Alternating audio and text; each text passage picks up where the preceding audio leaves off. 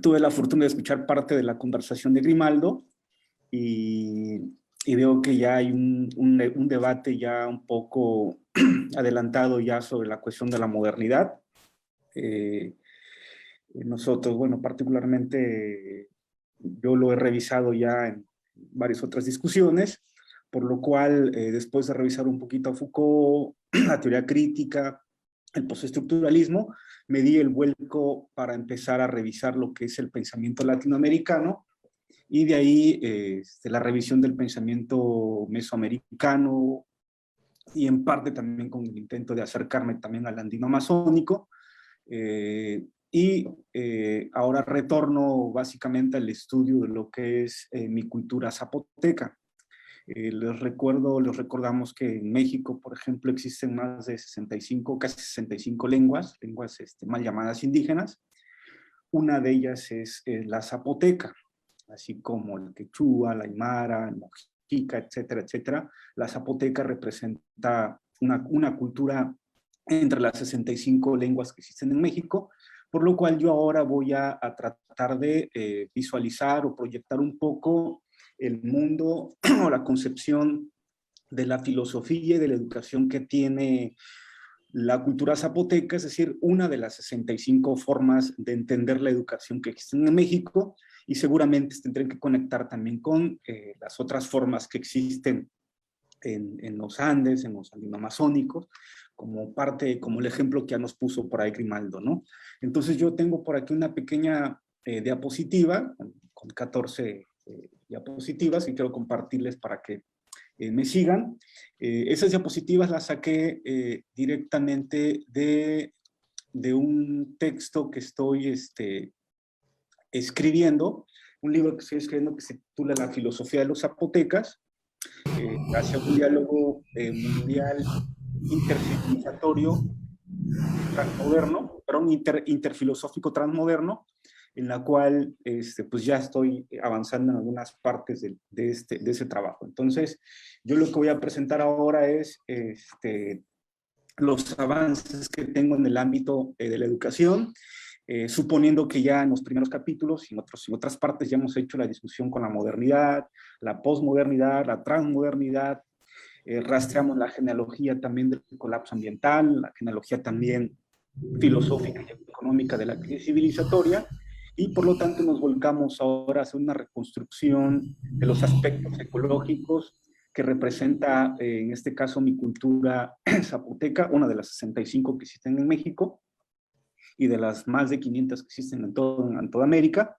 Voy a ofrecer una posibilidad de descolonizar el pensamiento, una posibilidad de ver y proponer alternativas ecológicas a la actual crisis ambiental, y una posibilidad también de ver el mundo educativo desde la mirada de los zapotecos. Y yo acceso a este mundo a partir de una reconstrucción lingüística que hago de mi propia cultura. Yo soy hablante del zapoteco, hablo el diyazá, me asumo como zapoteca, y teniendo digamos, conocimiento de la lingüística hablada y vivida, ahora me acerco con un método que es el método filológico para hacer una reconstrucción de larga duración de lo que es el espíritu de mi cultura, para poder establecer los diálogos intercivilizatorios o los diálogos transmodernos con la filosofía, con las ciencias de la educación a nivel global. Dicho esto de paso, entonces yo procedo a dar lectura a los avances que tengo hasta ahorita en la reconstrucción del pensamiento filosófico educativo de los zapotecas, y pues ya ahí me comentan que abrimos una sesión de comentarios y de preguntas. Entonces, suponiendo de que la crisis civilizatoria tiene su origen en el capitalismo depredador y tiene su fundamento filosófico en la razón moderna y posmoderna, cuyo origen se podría rastrear desde Parménides con la historia de la metafísica occidental, entonces encuentro yo posibilidades u otras formas de entender el mundo desde otras, digamos, otras miradas, y una de ellas es la mirada de mi cultura, que es la zapoteca, o también denominada como los Bini Gulasa. Bien, el título más o menos tentativo es Descolonizar la educación, algunos principios filosóficos y ambientales en la educación de los zapotecas. Y me voy a basar básicamente en dos conceptos, que son varios los que he encontrado, pero me voy a centrar básicamente en el concepto de ser hecho y el modo de comportarse como el centro del acto educativo en los zapotecas. Antes de entrar en materia, quiero comentarles de que la cultura zapoteca tiene una antigüedad de más de 5.000 años. Podríamos decir que el primer vestigio de conciencia histórica, según Miguel León Portilla, se da cuando aparece la escritura, y por ahí más adelanto dos datos, que la primera evidencia de escritura en toda América reside en Oaxaca, en Moltalbán, y está adjudicada a la cultura zapoteca. De igual forma, el primer estado, como ciudad-estado, también se le adjudica a los zapotecos, Montalbán, y también de los primeros en hacer uso del calendario ritual 260 días, y el calendario de 365 días también se los adjudican a los zapotecos. Entonces los zapotecos es una cultura, una civilización que ha aportado muchos elementos importantes en el desarrollo de la escritura, el calendario, la astronomía, etc. Yo concretamente me voy a ubicar al asunto de la filosofía y el tema de la educación. Bien. En esta presentación solo voy a analizar dos conceptos centrales en la educación de los zapotecas. Una de ellas es el acto de ser hecho, o el proceso de ser hecho, moldeado, formado en su ser. Otro concepto, o incluso una categoría educativa, es el modo de comportarse, pues uno de los objetivos de la educación de los Vinigulasa, se refiere, que es el nombre en zapoteco de mi cultura, no solo era transmitir los sistemas de pensamientos alcanzados en su tiempo, sino también formar el ser de los discípulos para que esto se traduzca en un modo de comportarse. Modo de comportarse se dice pea en mi lengua materna. Y limpio, hermoso, se dice guayá. Equilibrado. Pausado también se traduce como chao. En su cuerpo se dice lati y corazón se dice lachi. Para el primer concepto educativo que refiere al sentido de ser hecho, encontramos en el vocabulario de Córdoba, que es el diccionario que yo estoy utilizando para reconstruir el pensamiento filosófico y educativo de mi cultura, encuentro que la expresión tacaya se traduce como ser hecho algo, folio 377, columna 4, y en zapoteco, naca, lo traducimos como ser lo que soy o lo que uno es. Así, naca citovia, en zapoteco, se traduce como simplemente ser o estar así. Entre las llaves pone ahí Córdoba, simpleza sin mezcla. Entonces, ser lo que uno es simplemente, en zapoteco es naca, que no aparece por sí solo en el vocabulario de Córdoba, pero en el zapoteco actual del Istmo indica lo que uno es. Ser hecho es ser formado, construido, forjado por los sabios, sacerdotes o filósofos. Filósofo, como ya lo explicamos anteriormente en otros trabajos que he estado haciendo, se dice en zapoteco, según el diccionario de Córdoba, penina chiñá na copea laji kelana chiñá, el cual se traduce como filósofo sabio. Voy a hacer un análisis lingüístico y descompongo todo el vocablo y lo divido analíticamente en varios. Peni es persona, gente, la etimología. Nashiña, la etimología en zapoteco es dispuesto o hábil para hacer alguna cosa. Nacopea, que es la etimología traducido en español, es medidor que pone medida. Y laji, que es voluntad absoluta o absolute, según como se quiera leer, cuyas traducciones son varias. Encontramos como laji, como corazón, voluntad absoluta, ánima, alma, impulso, voluntad de vida, etc. Kela na xiña o guayiña se puede traducir como hábilmente según Córdoba. Ahora, uniendo todos los vocablos, indica aquella persona, peni, dispuesta, na xiña, en su espíritu, la allí, para conocer la medida exacta de las cosas. Copea, establecedor, y los principios que rigen todas las cosas. Kela, que es zapoteco, hábilmente se traduce como Nashiña. Entonces, el maestro, que también es el filósofo, se dice Kobeye. Y Kobeye es aquel filósofo, que también se puede traducir como Kopealaji. Quiere decir aquel que mide y establece los principios de las cosas con el corazón. Sabio se traduce como Washiña, que conoce hábilmente, Nashiña, los principios, que es Kela, y la medida, Nakopea, de todas las cosas. Entonces, el maestro, el filósofo es un maestro sabio que conoce hábilmente los principios y la medida de todas las cosas según las etimologías que he rastreado en el diccionario de Córdoba sobre el zapoteco. Ahora bien, la primera palabra que usa Córdoba para designar ser es titacacani, que aquí sacamos del plano preontológico como luz y vida en la filosofía de los zapotecas para ser analizado en su condición de ser hecho algo en el ámbito educativo, a manera o modo de alguien. Ser hecho, de alguna manera, abre ya la dimensión constitutiva del ser en el ámbito ontológico, dado su condición de abierto, apertura a ser constituido en su modo de vida o costumbre. Pea la encontramos como, según la etimología del zapoteco, en Córdoba como estilo, modo o manera o costumbre, según Córdoba. El modo de ser de una persona es uno de los conceptos centrales del proceso educativo.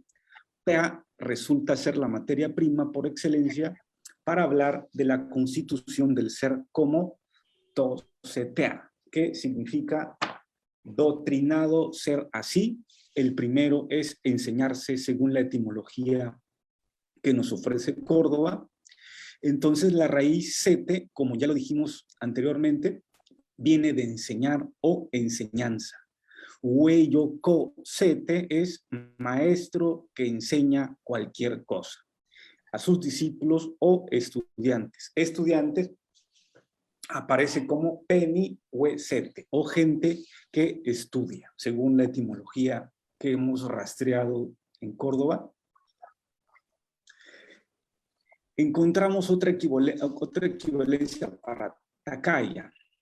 Al designar, según Córdoba, echa ser así y pone entre llaves obras de manos, referida seguramente en el contexto de construir figuras de barro o cerámica, pero que aquí nosotros vamos a relacionar al hecho de formar el ser como obra de la mano de la razón. Por ejemplo, cuando se dice Takaya Peni o el vitilla, se traduce según Córdoba como obediente ser. Takaya Peni proponemos traducirlo como persona. Peni, persona formada y que acudiría al Takaya. Ser hecha es Takaya. Educada es decir, obediente, que en zapoteco se le dice huelavi, a la palabra. Obediente a la palabra que es ticha. O lo que se dice pensadamente con cordura y seso, según la reconstrucción de Córdoba, como huajiñá. Es decir, palabra razonada se dice chauitilla, equilibrada en su ser. Una persona educada es chauitilla, que habla lento, es decir, equilibrada en su ser. En zapoteco se dice que la huajiñá. El que enseña es la persona que tiene, lo digo en zapoteco, que la nacopea, que etimológicamente significa conocimiento. Que la huechiñotilla se traduce como sabiduría grande de todas cosas o de todas las cosas. Ahora, juntando las unidades lingüísticas de que la nacopea, proponemos esta traducción, el ser que la que mide, nacopea, es el ser que conoce, indaga, toma la medida exacta de las cosas, sus principios y sus reglas en el orden cosmológico de las cosas, o simplemente como tomar la medida, nacopea, de los principios de las cosas. Kela es el acto de conocer o conocimiento según mi lengua zapoteca.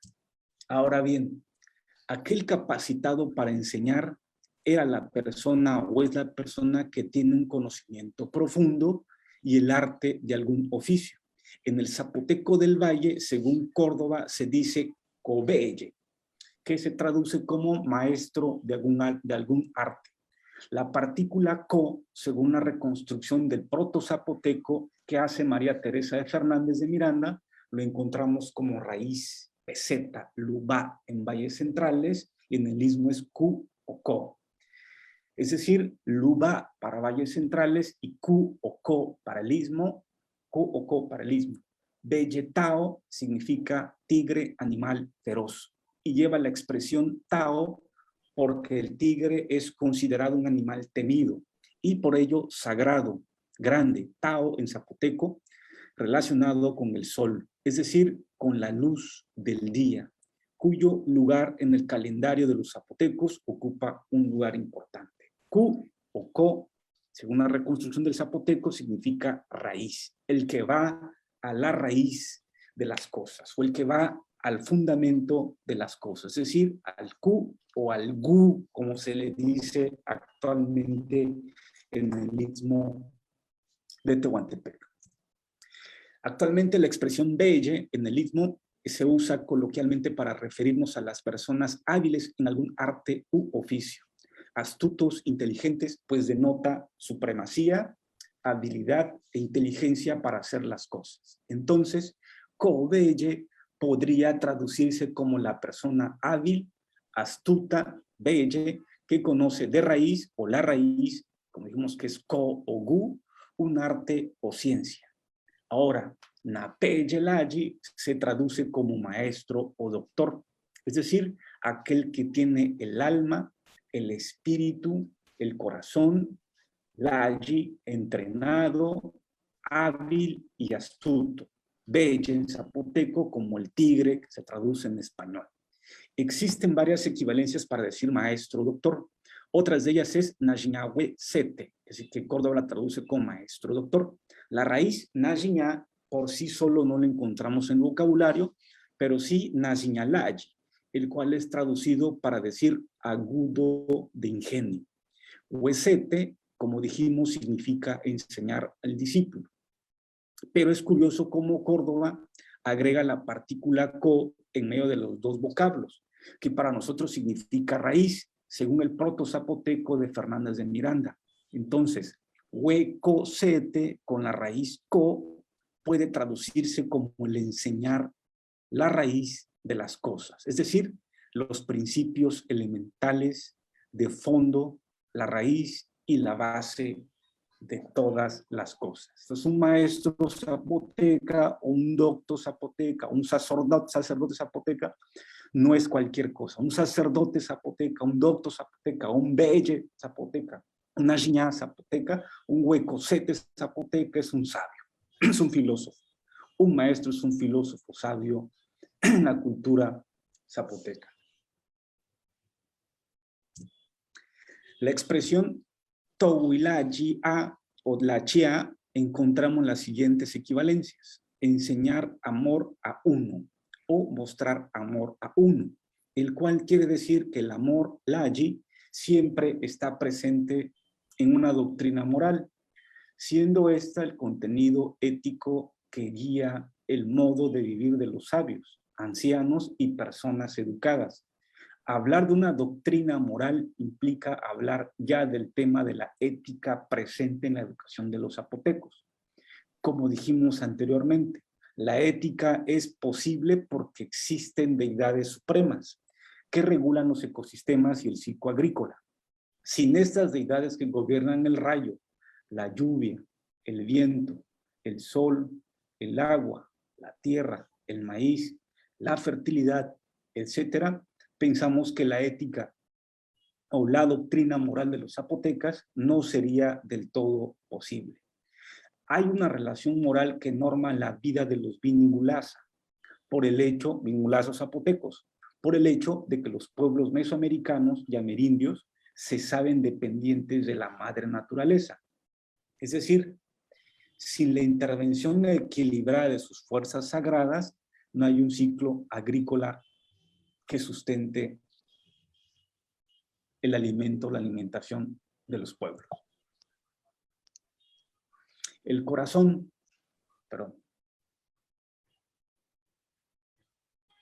el corazón como voluntad absoluta, Lagi, según Córdoba, de vida, Napani, es el principio de la ética y de la vida.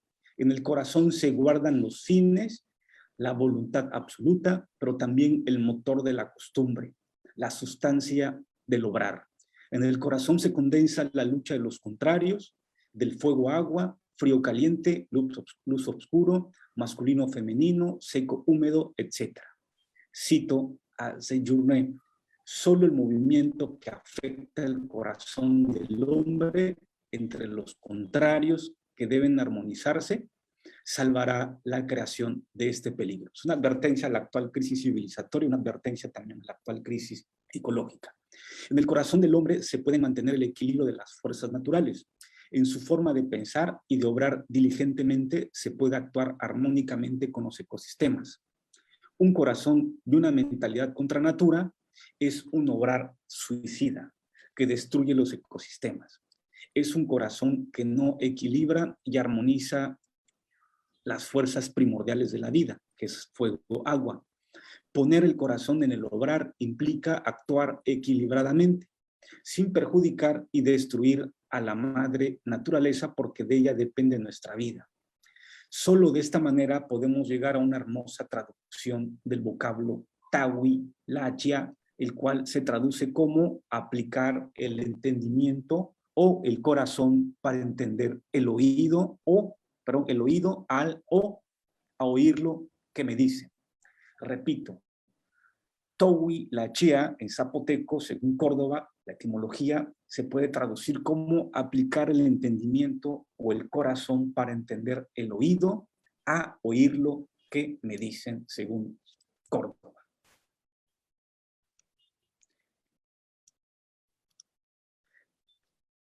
Aplicar el entendimiento del corazón para comprender lo que me dicen es una condición fundamental en el proceso del saber escuchar. No solo al maestro, que significa obeye, sino también saber escuchar y leer las manifestaciones de la madre naturaleza a través de sus dioses. Afinar el oído es poner el entendimiento en el corazón, Lagi, para saber escuchar la voz del sabio, Nashiñá, pero también es saber escuchar la voz de la naturaleza para entender cuando nuestro corazón no está obrando equilibradamente ante ella, o para saber cuándo es oportuno realizar ofrendas, agradecimientos, sacrificios, peticiones e invocaciones para asegurar un buen ciclo agrícola y garantizar el sustento de todos. Consideramos que esto nos permite hablar de una educación ecológica, profundamente arraigada con la tierra, con el agua, con las cuevas, con los ríos, los árboles, los animales, es decir, con los ecosistemas. En efecto, la doctrina moral de los zapotecas no consiste en transmitir los sistemas de conocimiento y tener una buena manera de ser con los semejantes, sino también de entrenar el corazón, el entendimiento y los sentidos para poder conectarse, como los grandes sabios hechiceros, con la intimidad de la tierra, el agua, el aire, etc. La filosofía de vida de los zapotecos y los pueblos mesoamericanos y amerindios es una forma de saber respetar y pedir permiso siempre a las fuerzas sagradas de la naturaleza, invocando siempre el pasado aquí y ahora. Cito a López y López. El pasado y el futuro, particularmente, constituían puntos menos que secundarios que tan solo adquirirían sentido cuando de algún modo tocaban el presente. Su filosofía de los zapotecos es una filosofía del momento, del presente, de la hora en donde todas las personas se sabían dependientes de la madre tierra. Educar era también formar el ser, el carácter y la costumbre de los jóvenes discípulos, le dice Penihuesete, en el entrenamiento no solo de la palabra, tilla, un oficio, arte o ciencia, que dice que la copelle, sino también en el corazón, la en zapoteco, para poner la razón en el corazón y poder escuchar, sentir y hablar con los dioses que gobiernan y cuidan los ecosistemas. Por eso, ya casi termino, Toshobalacha significa también curar, tener cuidado, según Córdoba.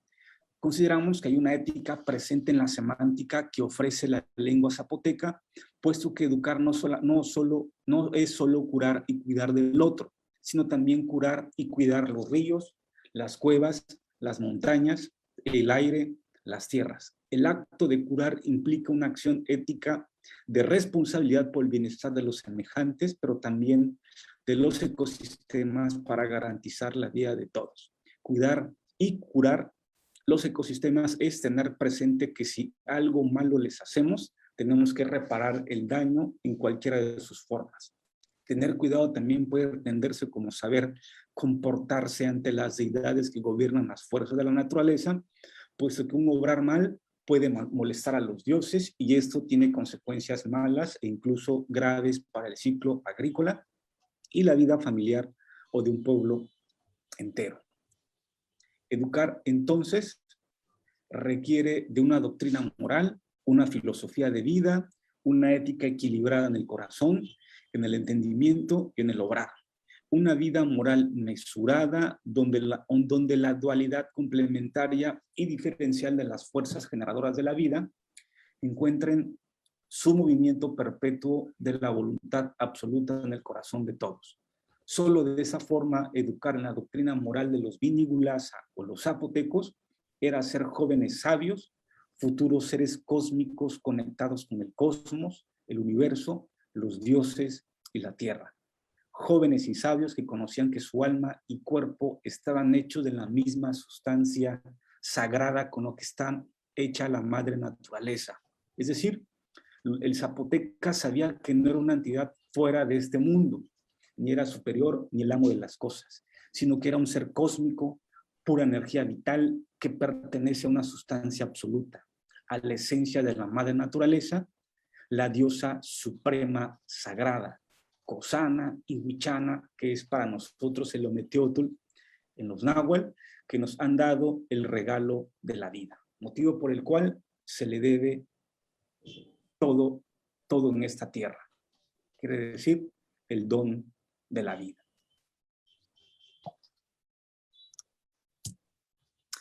Hasta ahí termino mi presentación.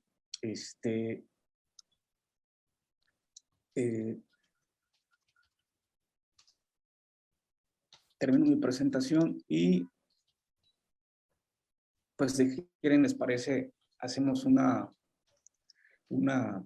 sesión de preguntas y comentarios. Lo que yo hice más o menos fue mostrarles una reconstrucción de larga duración de lo que son solo dos conceptos. Ser como ser formado y sabiduría, ¿no? Y enseñanza. Solamente mostré dos nociones a partir de la reconstrucción lingüística que hago de mi cultura, con elementos también arqueológicos, no los mostré, pero de esta forma me permite, como hablante de mi cultura originaria, como hablante de la cultura zapoteca, me permite reconstruir lo que es en parte el espíritu del pensamiento de mi cultura, para de esta forma vislumbrar o visibilizar los aspectos ecológicos que tiene, pues, en este caso, mi cultura, y en el futuro utilizar esto como un anclaje filosófico, educativo, para establecer los diálogos interpedagógicos o los diálogos interfilosóficos sur-sur global y sur-norte global a partir de la recuperación de la mirada y el espíritu de mi cultura zapoteca. pues fue lo que yo intenté mostrarles, tomando ya como premisas de que existe una crisis civilizatoria, hay una crisis ecológica en la cual la modernidad y la posmodernidad ya no pueden dar alternativas viables, alternativas creíbles, y en la cual el capitalismo pues, también se encuentra como en una etapa ya agotada y incluso como uno de los orígenes o motores principales de la destrucción de los ecosistemas. Necesitamos recuperar nuestras sabidurías milenarias y lo que yo hice fue mostrar en unas pocas palabras, a partir de dos conceptos, la riqueza simbólica, filosófica y educativa de mi cultura y el desprendimiento de lo que podría ser una ética ligada a la madre tierra, que nos puede servir como un sistema de pensamiento que nos puede inspirar para construir alternativas locales a la actual crisis civilizatoria. Solamente mostré dos conceptos de una lengua de las 65 que hay en México y de las más de las 500 posibilidades que hay de ver el mundo en el continente americano. Existen más de casi 7,000 formas de descolonizar el pensamiento y de construir alternativas viables para construir, digamos, o inspirarnos desde otros sistemas de valores que ya no sean netamente individualistas, competitivos, occidentales, egocéntricos, antropocéntricos, todo eso que ya en parte han discutido con Grimaldo, por ejemplo. Pues hasta ahí dejo mi intervención, así que si les parece abrimos una sesión de preguntas y comentarios, pues hasta ahí dejaría yo mi participación por ahora. Muchas gracias, estimado Juan. Sí, abrimos un conjunto de preguntas que tenemos un poquito de tiempo para poder ampliar, profundizar un poco de toda esta reflexión que nos ha invitado nuestro amigo Juan. Y justo en la lógica tal vez de ir acercándonos en este diálogo y, cómo no, entender que estos diálogos de saberes cada vez más es un tejido que se va desarrollando a una velocidad cada vez más grande en los últimos, sobre todo a partir de las últimas 3, 4 décadas. La pregunta que sería interesante es que, mi estimado Juan, ¿cuáles son aquellos puntos de contactos que en tu lectura, en tus investigaciones que has venido desarrollando, cuáles son esos puntos que tú consideras que son justo elementos en el cual están ciertos nodos que nos articulan con nuestra cultura andina? En tanto y en cuanto estamos hablando de civilizaciones que de una u otra manera son matrices que han configurado toda la América. ¿Cuáles crees serían esos puntos en el cual debemos tomar en cuenta como para poder justo conjuntamente ir construyendo este tejido, sobre todo en la clave que es la educación? Porque de una u otra manera, en toda tu exposición queda evidente y claro, y así como de todos los que nos han antecedido, de que tenemos una educación que más bien entre tratar de profundizar más de lo mismo y entre tratar más bien de no pensar o repensar, y en algunos casos ya ni siquiera eliminar lo construido en estas matrices que nos hemos formado, está en su límite. Le dejo, mi estimado, ¿qué le parece o cuál sería su apreciación respecto a estos puntos de contacto? Muchísimas gracias, Hugo. Por ahí tuve el gusto también de escuchar hace unos meses al doctor Zenón.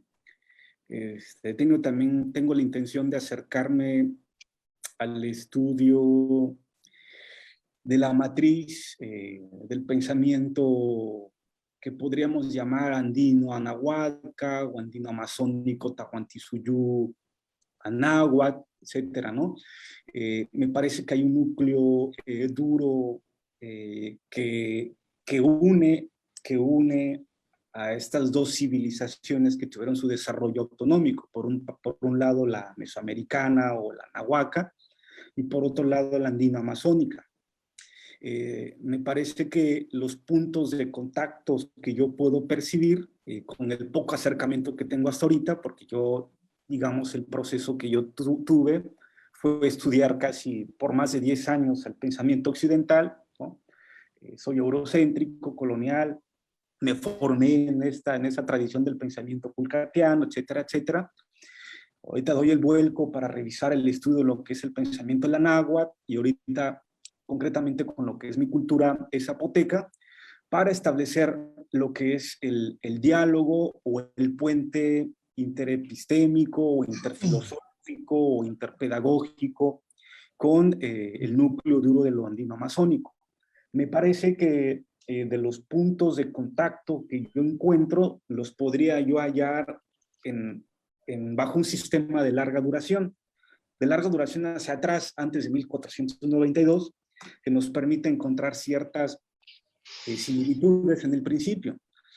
No sé si ustedes recuerden por ahí que creo que me parece, y creo que también asumo esta idea, existen 3 grandes núcleos éticos, filosóficos o éticos ontológicos de larga duración, son milenarios, que están registrados desde el Neolítico, incluso algunos, yo también asumo que vienen del Paleolítico. Es decir, antes de la constitución del pensamiento occidental europeo que emergen con Parménides, según la visión eurocéntrica, podemos encontrar 3 grandes núcleos éticos filosóficos, así lo comenta Enrique Dussel. Lo voy a tratar de explicitar para conectarlo con nuestro núcleo duro andino amazónico Anahuaca, ¿no? O amerindio, y me remito desde el Paleolítico con las primeras migraciones de los africanos por las estepas del euroasiático, el Mediterráneo, para llegar pasar por la India, la China y después al continente amerindio. Ubicamos 3 grandes núcleos constitutivos duros de larga duración. La primera es el africano asiático, que digamos que es el que desde el Paleolítico emigra por la India, la China, llega por el estrecho de Bering, y también con el contacto por el Pacífico con los polinesios. La segunda es la semita, constituye básicamente en el Mediterráneo, en Bagdad, Turquía, el Islam, el hebreo, toda esta constitución de este núcleo ético mítico semita, el africano asiático y el nuestro. El nuestro es el Paleolítico, cuando llega el hombre, el ser humano, al continente amerindio. Este núcleo ético, ontológico, filosófico, yo lo acabo de encontrar con Yarcel Eliade, que llaman los arquetipos mentales o los arquetipos y repeticiones.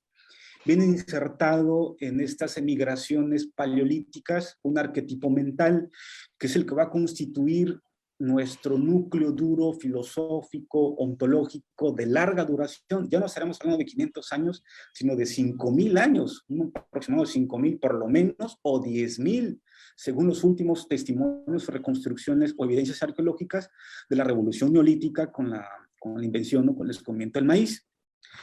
Entonces, con estas migraciones del este complejo mítico filosófico o este arquetipo mental que es asiático, llega al continente amerindio, hace más de 35.000 años aquí en México y más de 25.000 o 30.000 años ahí en el amazónico. Compartimos al menos 2 grandes estructuras que yo percibo a mi forma de ver, que son milenarios, cuyas reconstrucciones filosóficas y cuyas bases históricas y filosóficas de nuestro pensamiento anahuaca y andino amazónico compartimos, lo encuentro situado en esta dualidad del pensamiento, que también lo comenta el doctor Zenón. Hay una dualidad dicotómica del pensamiento, pero cuya dualidad dicotómica del pensamiento no es una dualidad de oposición, como en la Constitución del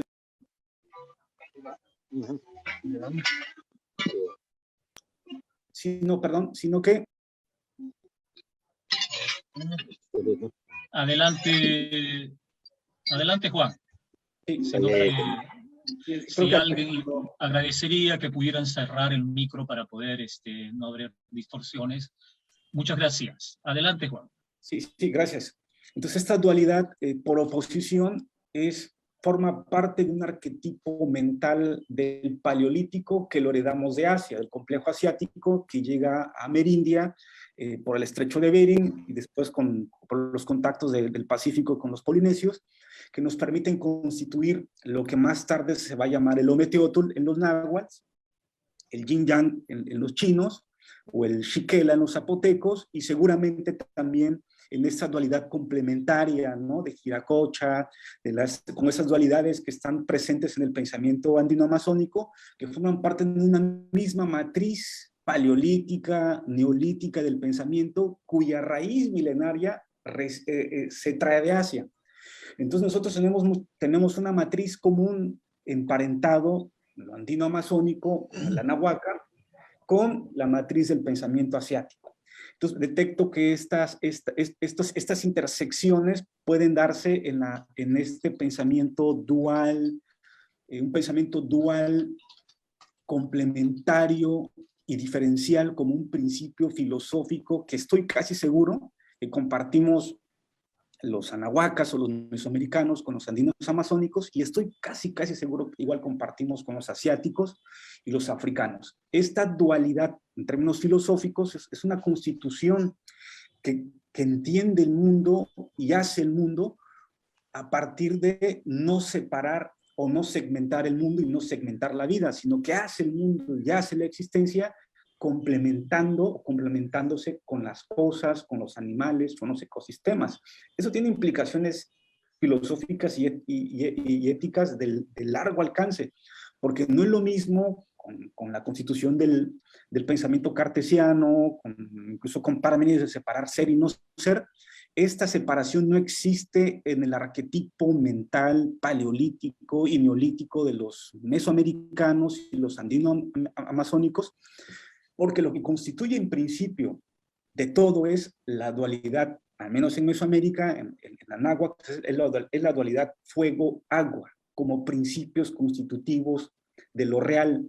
Es esta unidad fuego-agua la que constituye el cosmos, constituye el mundo, constituye las vidas, y el ser humano no ocupa una relación primordial, ni antropocéntrica, ni egocéntrica, menos competitiva, mucho menos neoliberal, mucho menos individual. Eso es inimaginable en este núcleo ontológico de larga duración, de más de 35,000 años, en este arquetipo filosófico de repetición de esta dualidad complementaria que constituye no solamente la educación, que constituye no solamente la religión, sino que constituye la filosofía, la astronomía, la matemática, la agricultura, la medicina, la herbolaria, constituye la totalidad del pensamiento, la escritura también, el calendario también. Esta dualidad que se complementa con el cosmos, que se complementa con el universo, es la matriz que compartimos los anahuacas, los mesoamericanos y los andino-amazónicos, cuya genealogía, o cuya arqueología, o cuyo arqueotipo, creo que lo podemos encontrar en el mito, perdón, en el complejo ético, filosófico, asiático-africano, ¿no? Entonces me parece que compartimos una misma matriz asiática, amerindia, cuya constitución es una constitución complementaria, diferencial, llamémosles Quetzalcóatl, Viracocha, llamémosles con diferentes nombres, pero la matriz de fondo sigue siendo esta forma de entender y hacer el mundo a partir de un principio dual, complementario y diferencial. Y creo que de ahí se pueden entender la religión, se puede entender la escritura, se puede entender la matemática, se puede entender la astronomía, que a pesar de ser dos culturas con desarrollo autonómico independientes, yo lo explico de que compartimos el mismo núcleo duro por este arquetipo que viene insertado en el inconsciente de las primeras migraciones por el estrecho de Bering, cuyo arquetipo obedece a una misma dualidad complementaria con los egipcios, con los mesopotámicos, con los chinos, con los indios, y también con lo andino amazónico y con Mesoamérica. Creo que compartimos estas cualidades, estas formas de percibir el mundo y de hacer las cosas. Por eso nuestra relación sagrada, nuestra relación armónica con los ecosistemas. Es impensable pensar que el ecosistema llámese Yijilayún, zapoteco, llámese Madre Tierra, llámese Pachamama, sea una entidad externa a nosotros. Eso es inconcebible dentro de la propia matriz filosófica y epistémica que viene del Paleolítico y compartimos nosotros. Eso es imposible. Nosotros estamos en el Pachamama, nosotros estamos en la tierra y somos tierra porque la tierra nos da el don de la vida. Y la tierra está entendida como ombligo del mundo, centro del mundo, eje cósmicos, vinculado con una serie de sustancias naturales sagradas, que son sustancias que componen la materia primordial del mundo, y de la misma forma el cuerpo no es entendido como un cuerpo externo al pensamiento, sino que el cuerpo mismo es pensamiento y el pensamiento mismo está en el cuerpo. Podríamos compartir, creo yo también, en esos nudos de intersección, este carácter inmanentista del todo en el todo. El ser humano no está fuera del mundo, no está fuera del cosmos, no está fuera de la tierra.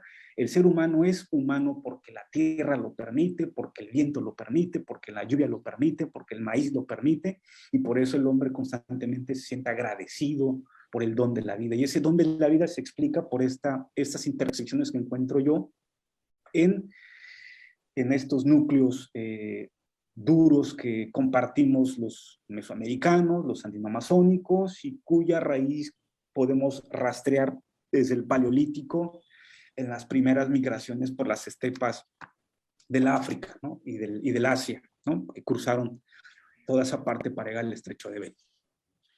Y hasta ahí. Muchas gracias, mi estimado Juan Carlos. Y desde ya, a nombre de todos los que estamos presentes, te felicitamos y te agradecemos por habernos acompañado y dar tu tiempo en este espacio de reflexión. Quedan muchas preguntas que seguramente te haremos llegar. Y bienvenido, porque esto debe seguir tejiéndose como debe de ser. Es todo un tejido, es toda una tarea que debemos ir paso a paso enfrentando en forma conjunta. Muchas gracias nuevamente, Juan Carlos. Gracias a ustedes por la invitación.